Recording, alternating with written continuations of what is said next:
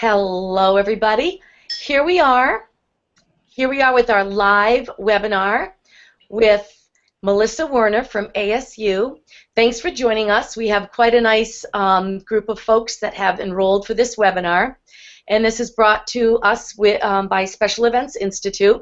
We're getting ready for our academic course, which will be opening up in January. So we've got some really exciting webinars over the next few weeks, getting ready for that academic course. So today we have Melissa Werner, and Melissa is with ASU, and I'm going to tell you a little bit about her background because she is pretty darn impressive.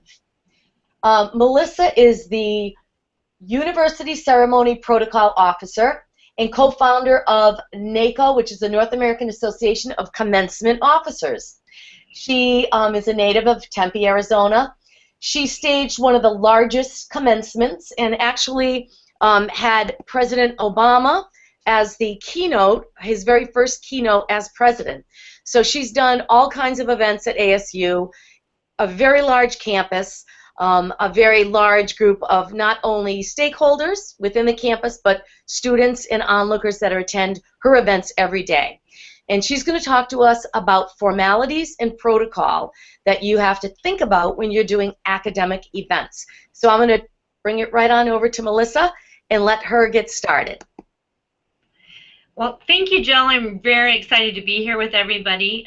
This is a topic that is near and dear to my heart. I have been the Director of Ceremonies here at Arizona State University just over 14 years, and it really is, to me, the best event that the university does. We love it here. And so we're going to get started. We're going to be going through several different items. At any point, if you have a question, please feel free to bring it up.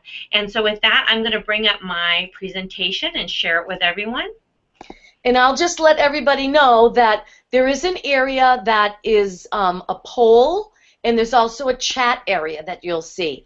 So you could definitely just type in your questions in the chat area.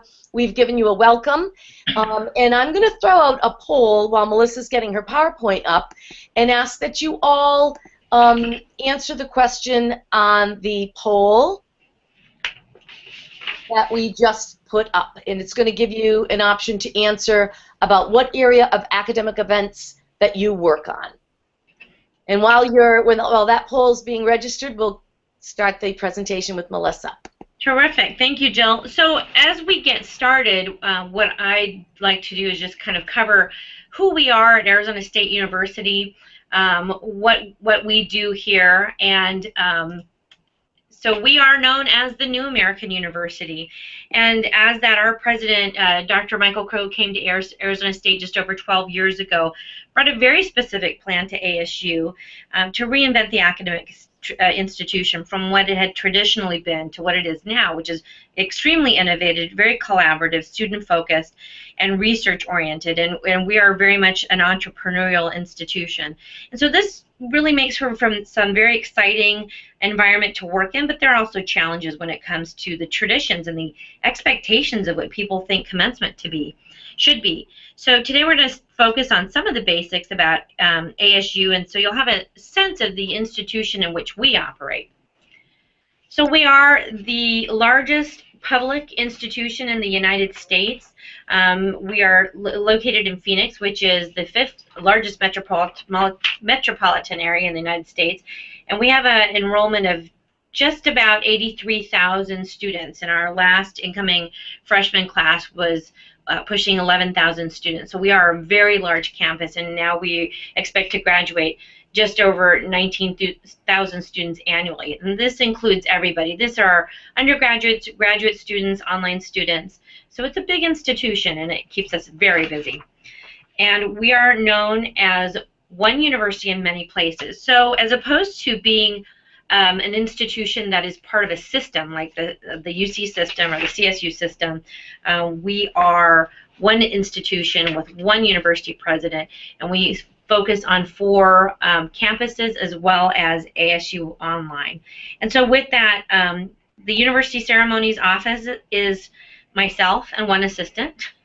We do a lot, and it keeps us busy. We do 2 university commencement ceremonies, a graduate and undergraduate in the fall in December coming up, and in the spring. And then we do multiple college and special interest convocations. So there are a lot of ceremonies. We have about 18 ceremonies in the fall and approximately 23 ceremonies in the spring.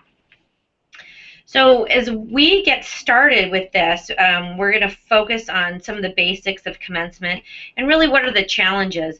And some of the challenges that we have is really how do we make this very old, centuries-old ceremony relevant to graduates and their families. And so as we move through the presentation, we're going to keep some of these questions in mind that we're going to bring up. And if you're new to your field, or it's time to review your ceremony, particularly commencement, you should be thinking about these points. So again, ceremony commencement in particular, it's ancient with a lot of iconography.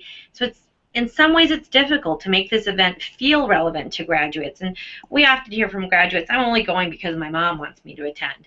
And what we want them to do is to attend because it's exciting to them and it's something they really, really would like to be a part of. So we look at how we're going to engage students, how do we engage the audience and the people that are invited to the event itself. And often, students as well as faculty and staff and administrators see this event as always being the same, and it is the same because ceremonies involve rituals.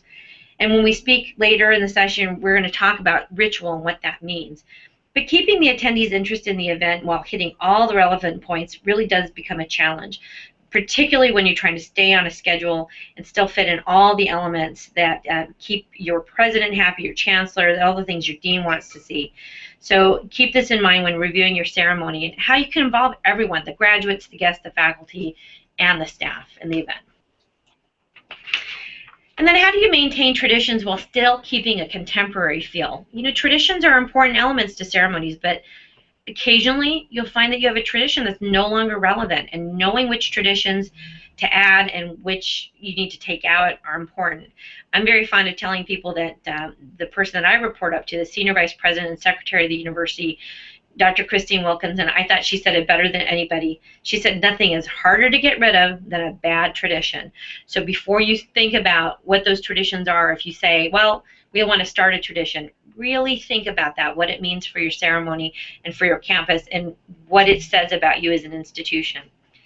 So as we go through this session, we're going to be focusing on commencement, but many of the points that are to be covered are relevant to all types of ceremonies and events, both inside the academic and outside of the academic institution.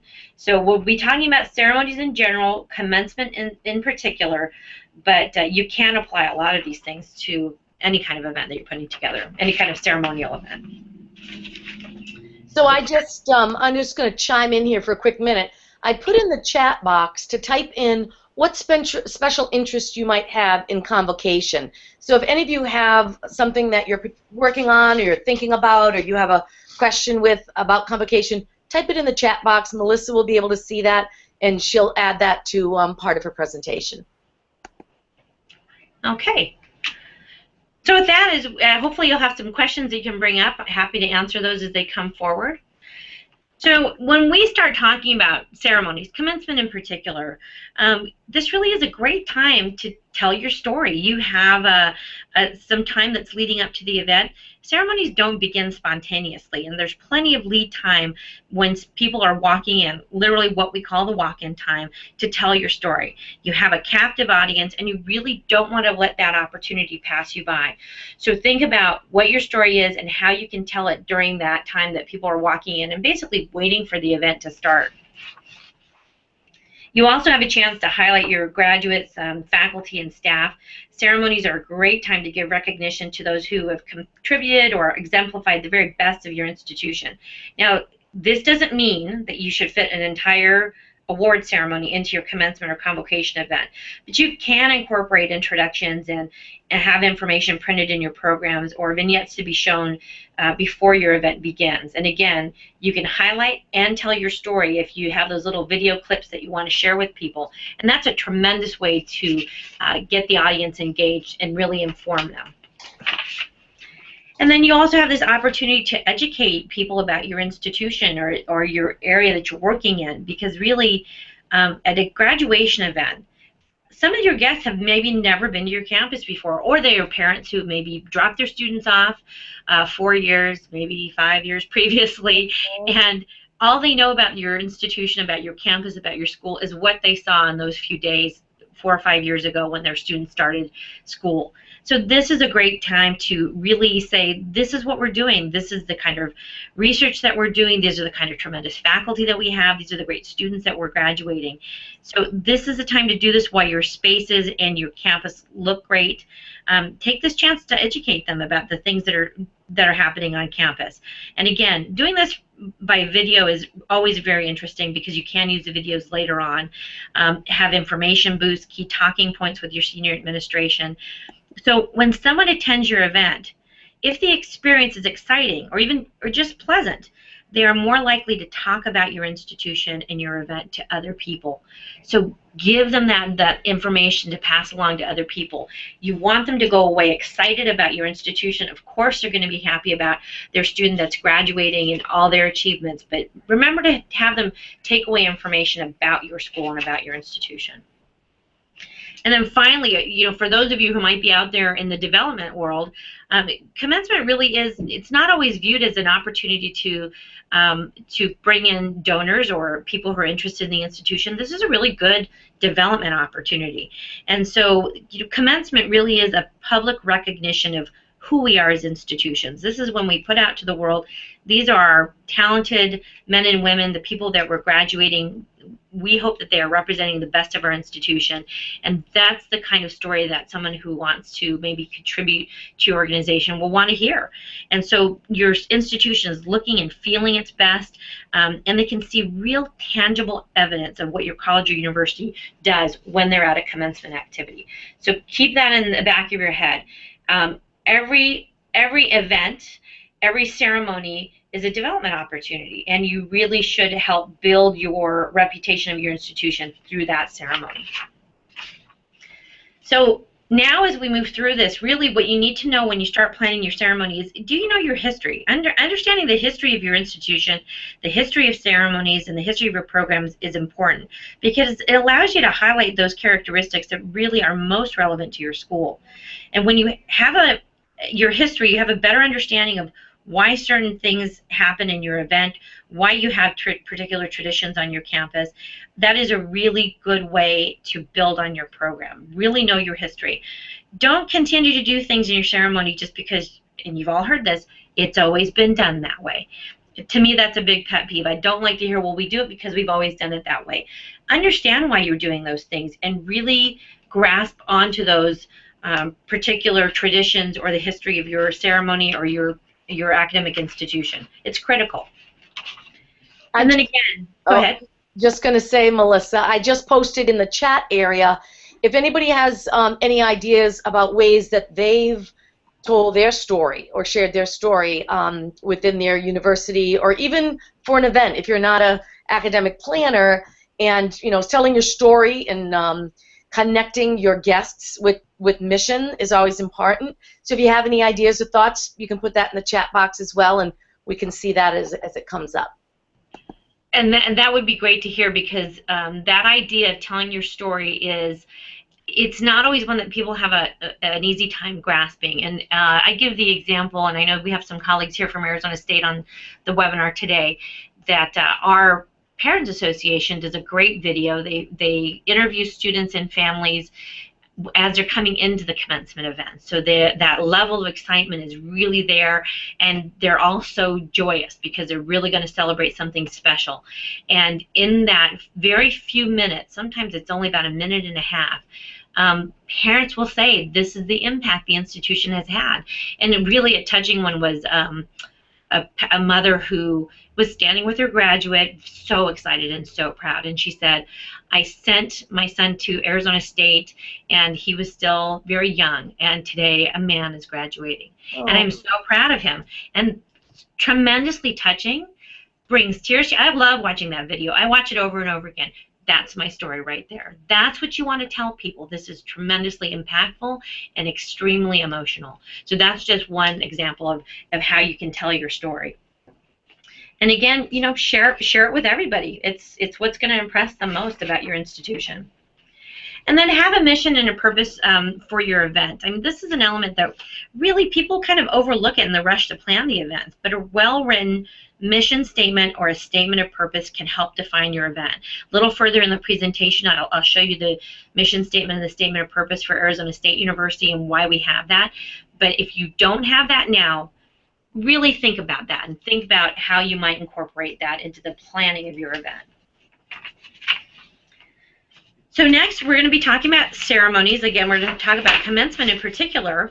And commencement really is a good touchstone because it's the one thing that all institutions, regardless of their size, have in common. And having a better understanding of ceremonies, their structure, their purpose, in order to know what is a celebration and a recognition event or a ceremony also helps. You'll have a faculty member or a dean or somebody who'll come up to you and say, you know, we need to have a ceremony. And sometimes really what they're asking for is a recognition event. So we're going to talk about what the difference is between these different types of events, the ceremony and the recognition event. So really, you know, we want to think about why do we have ceremonies and what's the purpose of the ceremony. And we're also going to talk about ceremony structure and the way in which they're executed. So everybody has some kind of ceremonies that are held on their campuses. These are just a few of them, of course: commencements, convocations, orientations, inaugurations. There's some photos here. This is of Dr. Crow. This is when he was invested with the medal, the university medallion. This is a tradition, whitewashing the A, that we do with our students at the beginning of each school year. And then this is another little tradition. These are tuba players with a marching band, and they call this they go into the fountain and they give each other nicknames, and that's the student's nickname for the full time that they're in marching band. And so these are just some sort of little pictures of different things that happen, at least on our campus. So the other things that happen, of course, are homecoming, building dedications, honor society invitations, induction ceremonies. Homecoming, I think for a lot of ceremony planners, we don't always think about that, but you think about the crowning of homecoming royalty and the special events that are part of that celebration. And of course, the building dedications, when you're naming a building after someone. These are all very significant types of things that happen on your campus. And then we're looking at the difference between ceremony, celebration, and recognition, and really what is the difference. So understanding how a ceremony is different from other events means understanding their structure. And the first point to remember is that ceremonies have a level of formality that really other events just don't generally have. Ceremonies typically are pretty formal, although you can build a lot of fun into your ceremonies, but that's a main point of sort of what defines a ceremony. And then, of course, the presence of ritual or tradition. Ceremonies always contain rituals and traditions, and rituals really are integral to that ceremony. Traditions may or may not be present in your ceremony, depending on what the ceremony is, and we'll talk a little bit about that as well. And then, of course, repetition of the event. So again, talking about that person who said, oh, let's have a ceremony, you know, maybe it's only going to happen once, and that's not really a ceremony per se. But the repetition of the event, of course, commencement at some institutions happens one time a year. It happens at Arizona State 2 times a year. Some schools have a graduation ceremony or commencement at the end of every quarter. So there is a definitive repetition of events with that particular event. And then ceremonies are rituals. So we'll discuss what the rituals are. Most institutions have some type of ritual that celebrates their institution. So these are the basic rituals: rituals of reification, revitalization, resistance of corporation, investiture, entering and exiting, and then rituals of healing. And so many people understand that their institutions have certain celebrations, but they're not always aware of what types of rituals are involved or how they fit into the institution. So real quickly, we're going to walk through these. So rituals of reification, these are rituals that assure participants that their choices are of value. And so we have fall welcome in our orientation events, and our welcoming ceremony moved actually from a more formal event to an event with much more of a pep rally feel, and that's the photo that you see right here. And so this is the way that we welcome students to ASU. But the ritual portion of it is that there's always a speech, typically by the president, telling new students ASU is here to help. We're reassuring them that they've made a good choice in the institution. If their parents' presence, we let them know we're going to take care of your students. The president will say, if you need help, these are all the people you talk to. We're glad you're here. We're excited that you're starting college with us.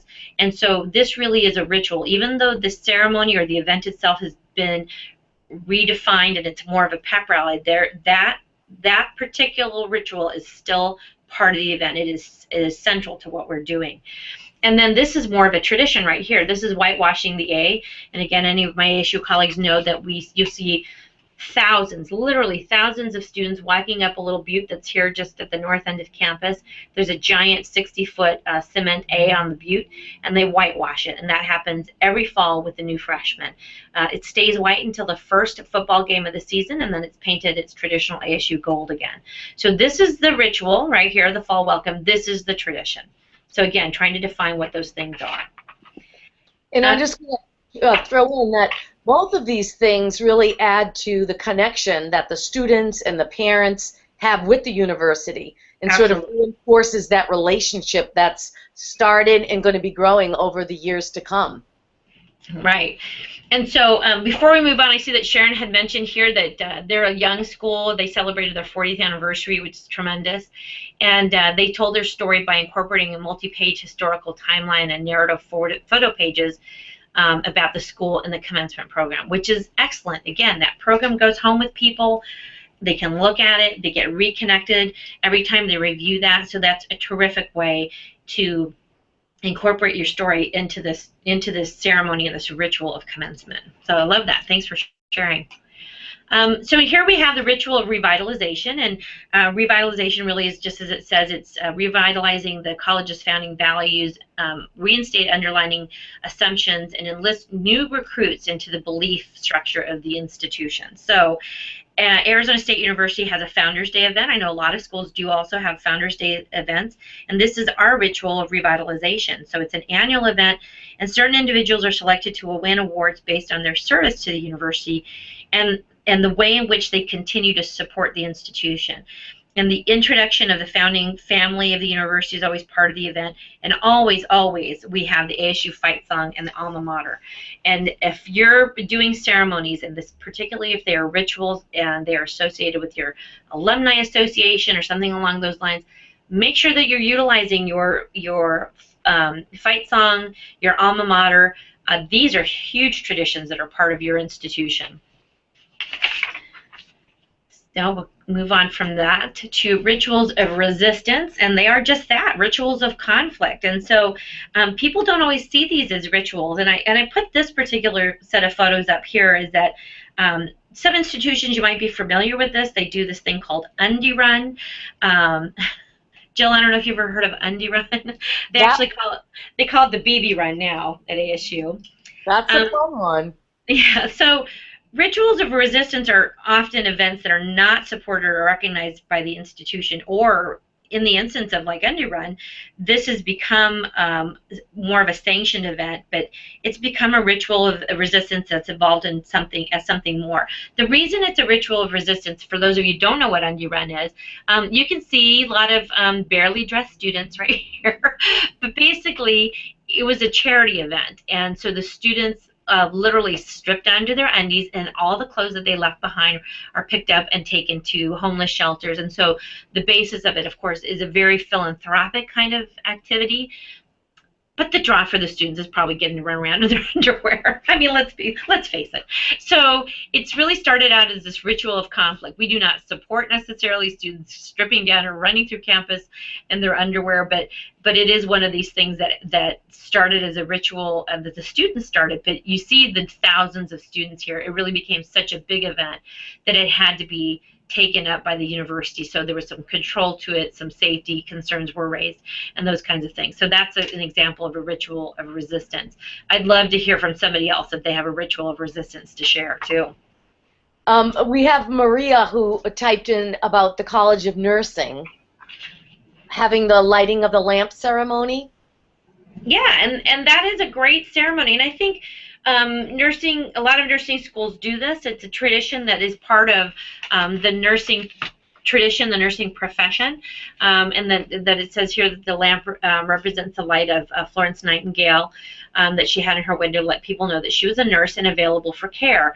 And that is a terrific tradition because it's part of ritual.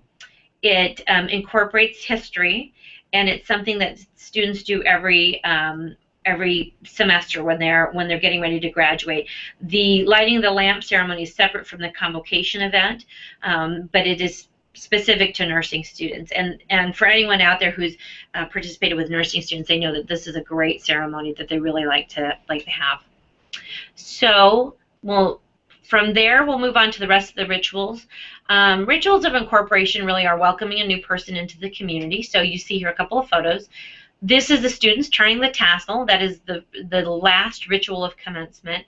And then these are a couple of photos of our golden graduates. So these are the students, the graduates from the class 50 years prior. And we invite students in the current year to participate in this, really kind of encouraging them to stay connected with their institution and come back in 50 years and celebrate that milestone of graduation. So this is a ritual of incorporation. Now these students are not being incorporated into the Golden Circle. They are just being invited to come back and participate at a later time. And then rituals of investiture really are just that. Some of you might be getting ready to do a ritual of investiture. Investiture is not inauguration. Inauguration are all the events surrounding the ritual of investiture. And so again, here's this photo of our president when he was invested with the chain of office, which is a symbol of his authority at the university. And he is invested as the president with the power and the authority of that office. We also do the ritual of investing the hood for our doctoral candidates, and that is what it's called, investing the hood. And of course, you cannot get this doctoral hood until you've achieved that milestone of completing your dissertation, defending it, and showing that you are a keeper of knowledge within your particular field. So that investing of the hood is a very significant part of the ceremony. And then rituals of entering and exiting, rituals of crossing a threshold. This is a student that is moving through the Paley Gates at our ASU West campus on his way to graduation. And some schools have this ritual of entering or exiting as new students are welcomed to the institution and then as they leave upon graduation. Our Tempe campus doesn't have a particular gate or an entry point, but it works well at our West campus. And I know that Morehouse has a ritual of entering and exiting for their students, and some other institutions as well have that ritual. And then the last ritual is the ritual of healing. And of course, a lot of people know these rituals. You probably have them at your school. It's fairly self-explanatory, but some schools like the University of Texas at Austin have a memorial service or a ritual every year to remember those either alumni, students, faculty, community members, staff who have passed during the previous year. And so those are rituals that they're also part of that process. So Christine has a comment here, and I don't know if you had a chance to read through this, Jill. Let's see. Yes. So you're just, okay, so Christine is just commenting that it's great to see how hospitality is carried through so many facets in industry, especially in ceremonies, and basically bringing people into home to celebrate these rituals. And I agree, Christine. I think it's critical, it's important. We really are wanting to make people feel as welcome as possible when they come back to the institution, or if they're here for the first time, to say, you know, we're welcome you to our institution. We're glad you're here. I just put another poll question up into the chat box. Okay. For those that are not part of an academic institution, are there any rituals in your company or organization that that you carry on year after year? I mean, I particularly think of a client of mine that we did an anniversary event.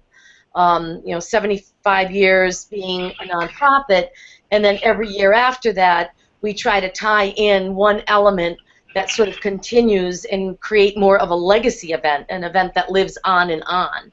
So if anyone has ideas about, you know, rituals or any sort of, you know, activities that carry year after year, feel free to share them in the chat box as well. Terrific. So as we, now we've talked about rituals, we're going to go through and talk a little bit about the structure of ceremonies and those rituals.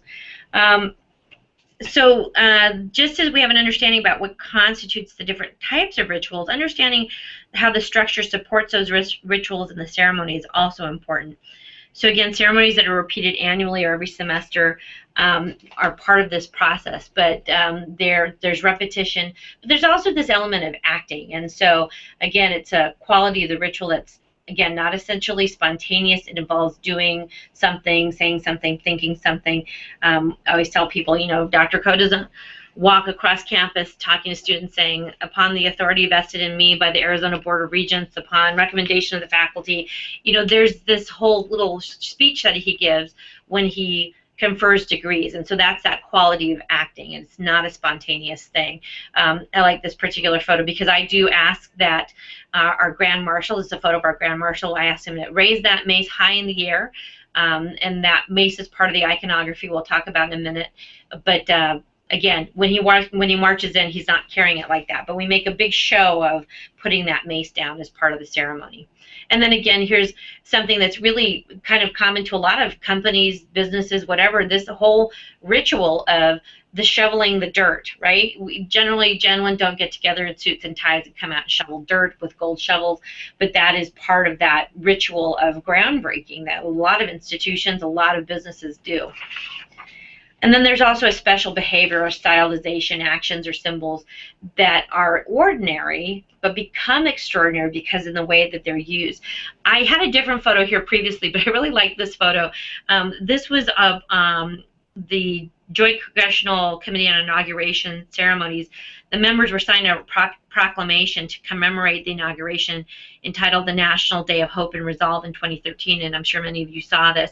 And so the cabinet members were gathered, these cabinet members, and they are watching President Obama sign this law, right, or this proclamation. And if any of you saw it live, what was really kind of interesting about it to me is you know, Harry Reid, who's over here, before the president had actually even finished, he started grabbing for the pen, because the pen, this very ordinary thing, becomes special because it's been used in this for this extraordinary moment in history. And so you'll often see when a president signs a bill, there's a whole slew of pens in front of him. And if you've ever seen the president's signature when he's had to use a whole slew of pens, it's not very neat because he's making a little swipe and putting down the pen and making another swipe and putting down the pen. So all the pens are used when signing a bill or a proclamation. So this very ordinary thing, this pen, becomes this super important item suddenly. So I always thought that was funny when I saw it happening. And then there's an order. Rituals are defined by their organization, the fact that they're organized events, and that is the dominant mode of the event, this very exaggerated, precise order of things. And so we talk about that order is really what sets it apart. So when people come in, they process in. There's an order to the processing. There's an order to the way we give diplomas out. There's an order to the way people speak. There's definitely an order to the way they're seated on stage, all those types of things. So this idea of order is part of that structure. And then evoking a presentation, the style, the staging. Again, as event producers, we know a lot about this. But really, this collective ritual is intended to, as it says, give you at least an attentive state of mind. We want you to pay attention to what's going on here. And so we use a lot of icons and symbols. You saw that picture earlier of the Grand Marshal with the mace. And this is a photo of the gonfalons. And the gonfalons are banners. And they have their origins in medieval times, and we use them in the modern institution to give a visual representation of the institution or the different colleges within the university. And so those colors are representative of the institution. So the maroon and gold is representative of Arizona State University. This is the Mary Lou Fulton Teachers College, and the blue is representative of the light blue that is the academic color for education. So, and then this is their little piece of iconography that they picked, that kind of global knowledge is essentially what that stands for. So you see that a lot. In addition to the mace, the chain of office, which is worn by the president or the chancellor, the banners, you see a lot of colorful banners, again representing all the disciplinary colors for the institution. And so those pieces of staging and iconography become very important. And then there is this collective dimension that by the very fact that it occurs, carries a social meaning. So again, by the fact that we gather is in large groups, we celebrate graduates, we have them turn the tassel, we announce their names, that is in and itself very important socially. And it is one of the reasons we have ceremony, we have commencement. We, again, like I said earlier, we want to say to the world, these are educated men and women, we are sending them out into the world and for what we hope will be great things to come.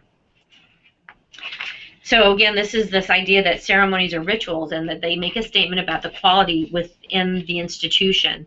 So when you're looking at rituals or ceremonies and deciding if something needs to be maintained as part of your institution, keep in mind that statement that you're making. What are you saying about your institution within the community, the sets of standards that you are asking people to compare themselves with or modify? Should the ceremony be a somber and dignified event, or can you incorporate some fun and entertainment into the ceremony? And again, what does that say about your institution as a whole? So when you go through and again, you start looking at things to do in your ceremony, particularly if you want to start a tradition, you know, there's always that idea somebody wants to quote unquote start a tradition. Think about what it's going to say about your institution in 5 years, in 10 years, in 50 years. Those things do change over time. It's a lot like fashion and colors. I have this argument a lot with people that say, oh, well, and this is not to pick on my friend Maria Pedregon from the College of Nursing, but I've told her that we had some nursing students that said, we don't like the color apricot, we want to pick a different color. Well, that color is set forth by the academic costume code, and that is the color for nursing is apricot. And you don't want to start kind of going with whatever's in the now, because you want it to have some life and you want it to live beyond that moment. So think about that when you're looking at rituals and traditions as well. And then the structuring of the ceremony, we'll run through this as well, the script, programs, seating charts, procession, recession, pre and post, and timeline. Really the scripting is the thing that drives your event. It's the roadmap of your event from start to finish, and it should contain all the details required from the moment, from the start to the end, to really guide the participants in the ceremony. The script really helps do that. And the programs actually help guide the audience. Sometimes it's more than just telling people who's talking, who's singing. The program can instruct the audience in their role. And sometimes programs will give detailed instructions, and they'll say things such as, procession of graduates, please rise and remain standing during the procession. Those instructions can also be spoken or be part of the script. I wanted to ask you, Melissa, the script, is that something that you share with the students in written form? Is it something that you share with your production staff? If you have PowerPoints or audiovisual or anything, like who gets the script? So I'm a big believer in whoever asks for my script, I'll give it to them. There's nothing secret in there. There's nothing sacred. It's just really my roadmap, how I'm going to get from start to finish. Generally, it's not shared with every student, but if there are student participants as part of the ceremony, I do share the script with them. Everybody on stage gets a copy of the script. Everybody in production gets a script. Musicians, camera, lighting, audio, everybody gets a script. Perfect. Yeah. And then the seating charts really are important to that, because it really doesn't indicate the importance of those participating in the ceremony. And so the protocol officer side of me says that you want to make sure everyone's seated in the right place. Invariably, you'll get someone who will say to you, I have to be on the platform. The strictest protocol really indicates that only those who have a role in the ceremony should be on the stage. But we know that that's not necessarily something the event person has much control over. Occasionally, your president or your chancellor says that person's sitting on the stage and that person's sitting on the stage. So the seating chart does guarantee that the president, the chancellor, the chairman of your board of trustees, or perhaps your governor, if your governor attends, are all seated in the correct order on stage. And then it also assists when making formal introductions. But it's important to note that in this case, function will not always follow form. If, as a function of the event, someone needs to be placed somewhere else on the stage, you never want to place them ahead of your most important people, obviously, then occasionally that's what has to happen. So keep that in mind. There's some flexibility, but you do want to keep some structure to that as well. And then the procession and recession information really does play structure around the ceremony, and it tells people when the ceremony starts and when the ceremony ends.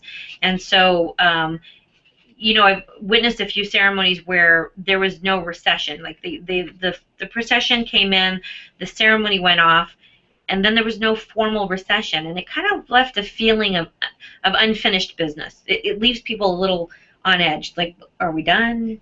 Do we walk out now? Do I go find my student? And so having at least the platform party and maybe some of the others on the floor process out formally lets the audience know, okay, now it's finished and we can do the same. It really does kind of put a punctuation at the end of that event. And then the pre and post ceremony instructions really lets people know what are your appropriate places, and it keeps the flow going for the ceremony. So, you know, you do want to consider including that in your script, where graduates should meet with guests, information about the platform, where to meet and line up should always be provided. We actually do tell students, or put in our information to students, meet your family outside of the arena, pre-select a location where you gather. We also put it as part of our inclement weather plan. So if something happens, we'll say, make sure you have a predetermined location to meet up. So that is something that we tell students in advance of the ceremony. Now, whether or not they listen to all that, it's something different, but we do it. So we can at least say we were trying to provide the information required. And then the timeline is critical. I mean, I've known people who never time their event. I find it critical to what I'm doing. You know, you want to know how long it takes to process into your venue. How long does a soloist take to sing the alma mater and the national anthem? Then if somebody asks you to include something new into your ceremony or take something out, you'll know how that's going to affect the timeline. If someone asks me why the event ran long, I can point to very specific things and say, we gave the speaker 6 minutes, they spoke for 20. Something like that is critical, so you know exactly when you're doing that. And then when you're preparing your script, you should also, I suggest, put together a proposed timeline so everyone has a better idea of how the event will run. So I'll always get this. This person is speaking. They want to know, at what point in the ceremony do I speak? Well, if I have a timeline, I could say by 18 to 20 minutes into the ceremony, you'll be invited to the lectern to stand and speak and give your remarks. Something as simple as that puts people at ease, and so that's critical. And then really, timing is good. We try to keep our ceremonies to 90 minutes in the fall at ASU, 2 hours in the spring. Our very largest colleges are given a little more time. People have a seat time. You know, they get a little antsy after 90 minutes. They'll give you an hour 45, but when you go to 2 hours, you're going to start pushing it, and people will start leaving. So no one ever complains about a short ceremony. I'll just leave it there. No one never heard anybody complain about a ceremony that ran exactly an hour. So here's the mission statement that I talked about. This is what we have in our as part of the guiding mission of the University Commencement Office. Really, what we're trying to do is make sure that we can essentially say this is why we exist. I mean, really, I wrote this because I had a student. We had a committee of people come together, and I had a student said, why do we have to have commencement? And this was soon after I was hired. I thought I lucked into the best job in the world. I thought I'll have a job forever. And the student said, why do we have to have commencement? And I could not give an answer. So that made all the difference. I had to create a mission statement, and that's what I did. I also have a statement of purpose, and this just says this is what we do. We are marking a completion of a chapter in the lives of the students and those who support them, and encourage the continued pursuit of education and personal fulfillment. This mission statement is actually what we print in our programs, but both the mission statement and the statement of purpose are on our Ceremonies website. So if you don't have this now, I encourage you to think about that and how to draft that. So I want to make sure we have a little time for some questions. Again, looking at this, how we're making the ceremony relevant to graduates and engaging people, keeping those traditions alive, but still having a contemporary feel. You know, think about how you're going to convey excitement and emotion in your ceremony and during the event. That's always important. At the end of our ceremony in the arena, we drop balloons. The balloons are hanging there. Now, they're not a secret, but everyone thinks I get the big ooh-ah every time, which I love. And then, of course, fireworks are also great. I love that as well. And then again, remember, this is a chance to tell your story and highlight people, educate others about your institution, and then use the graduation activity as a development opportunity. There's so much emotion in that event that it really does bring people together. So with that, there's my contact information. And of course, Jill will also know how to reach out to me, and I encourage you to send me your questions. But with that, we're going to have some questions. So I'll take my presentation off the screen. So who has questions? Question. Go ahead. You can go ahead and type your questions in the chat area.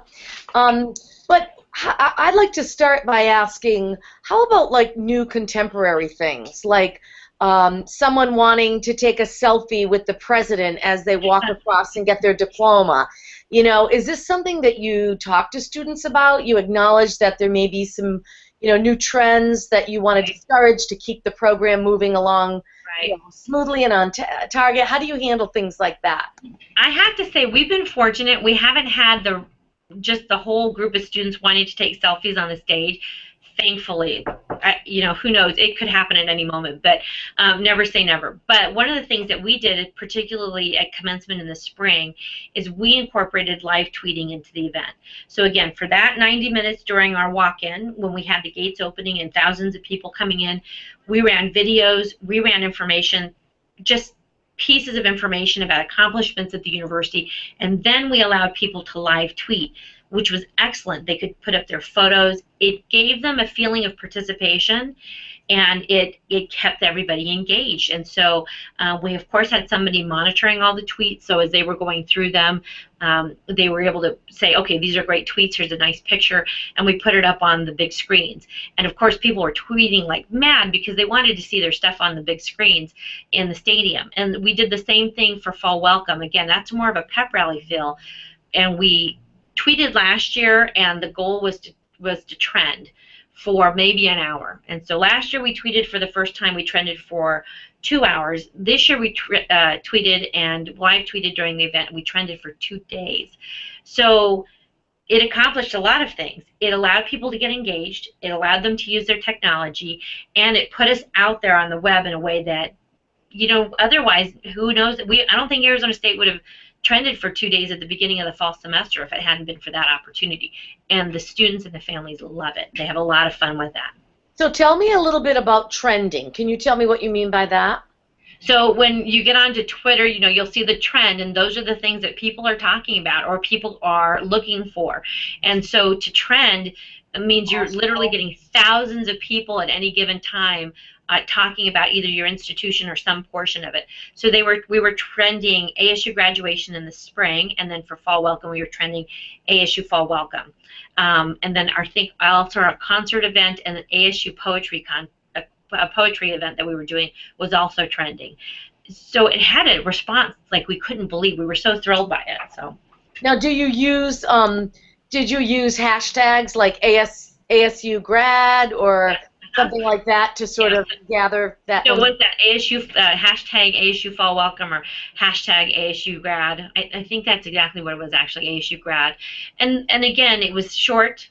It was quick to do, and the people could tweet in the stadium not only a little message like, so proud of you, Mom, you know, for finishing your degree, but then they would also post a photo. And you'd have groups of students doing selfies and then posting that photo, which was so much fun. And actually, if you go back to Twitter and you look for that, you'll see all the Instagram photos and all the different photos that were out there, and lots of people participated in that. So we loved it. So that might be kind of a delicate balance between maintaining you know, customs and traditions that are formal and a little bit subdued, and then also allowing, you know, new, like you said, maybe in 5 years it's not going to be so great, but allowing new expressions of excitement to kind of come through. Right. And during that time, of course, when we actually started the ceremony, and particularly when the president was speaking, the tweets went off. I mean, we couldn't have people distracted by what was being said to them if they were so kind of engrossed in what the tweeting was going on. So we did make sure that was taken off while the president was speaking, and in commencement when the ceremony started. Let me ask you a question about risk. You know, that's something that you're a CSEP which I forgot. I don't think I mentioned that, but congratulations! Earlier this year, you sat for the Thank you. exam and was honored with that that great certification. So, as professional planners preparing for risk, and with Right. the crowds that you handle, what are some of the special things that you have to do, and maybe some of the team members that you have to engage to make sure things go off smoothly? Right. Well, particularly in the spring, Arizona in May is hot, and so our ceremony takes place at night. But we have, in preparation for that, we have cool zones both inside and outside of our stadium. We have plenty of free water. Now, you can go to concessions and purchase whatever you want, but we're obligated to provide water. A lot of people don't realize that it is a law in the state of Arizona that you must provide water when someone asks for it. And so, so we do have plenty of water. We have 2 full teams of doctors and nurses on site in the stadium. And keep in mind, we're talking about a ceremony of about 24,000 people this last year. And so we have a full cardiac unit on site. People will go in mostly because of dehydration. People forget. They're excited. They're coming to the ceremony. Maybe they haven't eaten all day. Maybe they haven't had enough water. And so those are the kinds of injuries or things that we have to be aware of. And we have to be aware of transporting elderly guests, disabled guests, mothers with small children. We don't want kids walking half a mile in the heat, and so we have plenty of carts available as well, a lot of cart service. So there is a huge number of people that are invested in the safety management part, the crowd management part of the event. And I'm fortunate. I have a tremendous team of people that we work with here, and like I said, Ceremonies is me and an assistant, so I have to rely on all those people to provide me with good recommendations and advice and lots of support for the event. And it really is one of the things that we spend a lot of time talking about.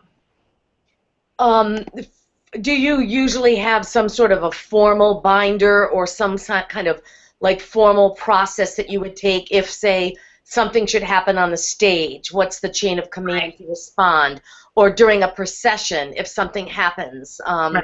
I'm from Boston, and we had the horrible incident with the, the marathon a couple of years ago, and when you have a large amount of people in one place, you have to think about those things. Yeah. So do you have some sort of binder or chain of event command that you follow?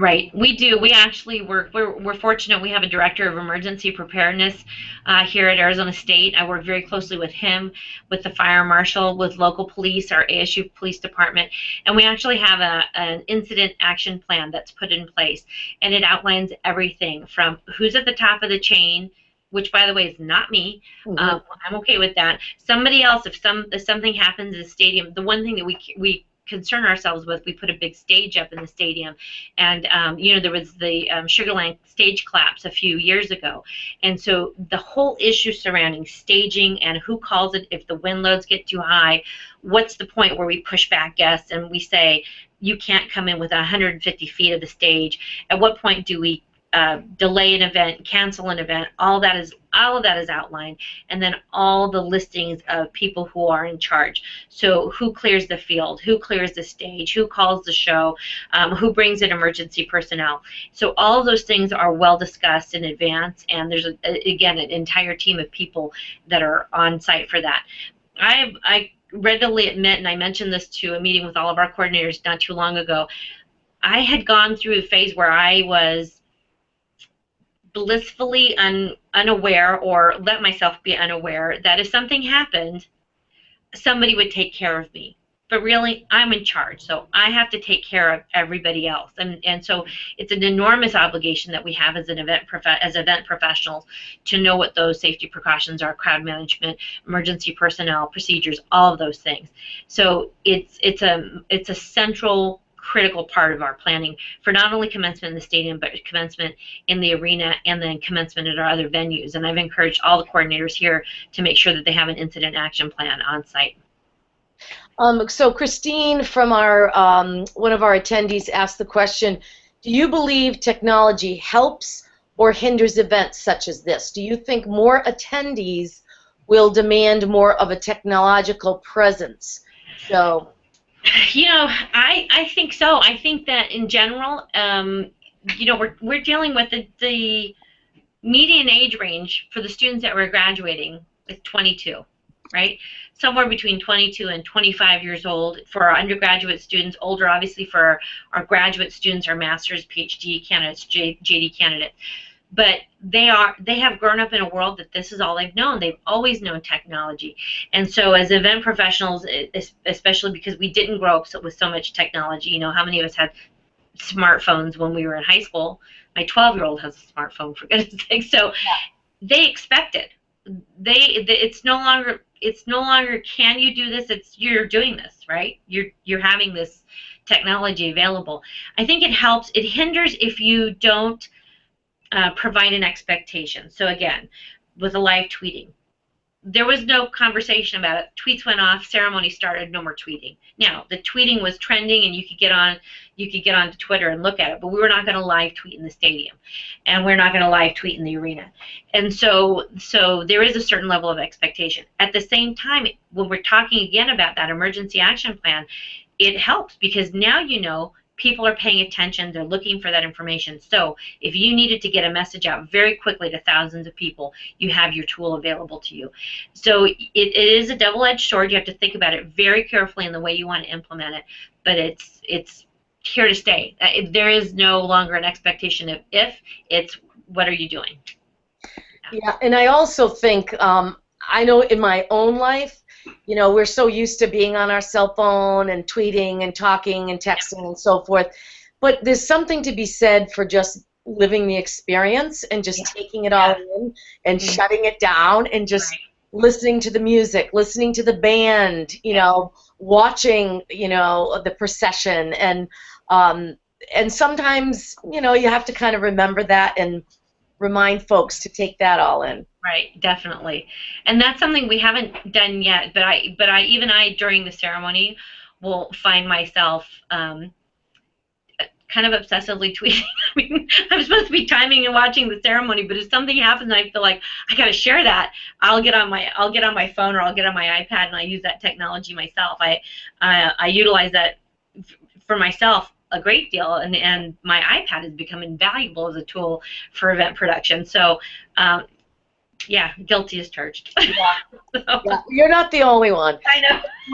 We're coming very close to the end of our webinar, and I just want to say that Sue, one of our participants, said she'd like to see a webinar or webinars on an emergency preparedness plan. And so I did just want to say that, you know, Special Events Institute, we do have our academic planning course coming up. We're working on that. We're developing it right now with a team of academic professionals. And that is going to be available in January. So keep your eyes out. You can look for us on Facebook, Special Events Institute. We put notices on all of our webinars, and we're going to have a number of academic webinars in the next couple of weeks. And I also just wanted to say, on October 20th, our fall term will be starting for our 5-course certificate program. And for those that have participated in this seminar, we're offering a $50 off the full program plan.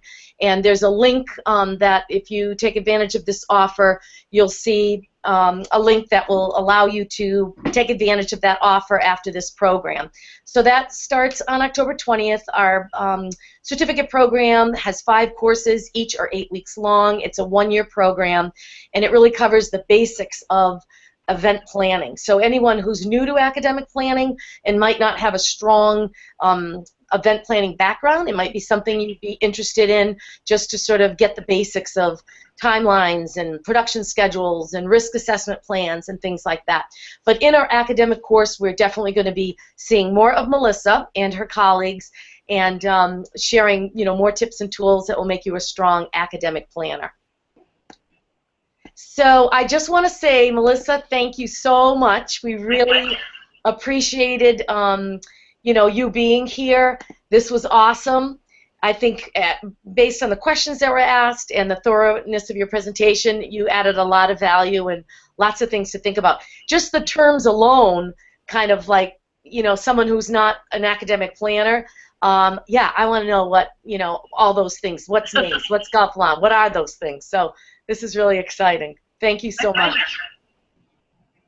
So we're just going to sign off now. Thanks everybody for joining us, and like us on Facebook, Special Events Institute, and please join us on another one of our webinar Wednesdays.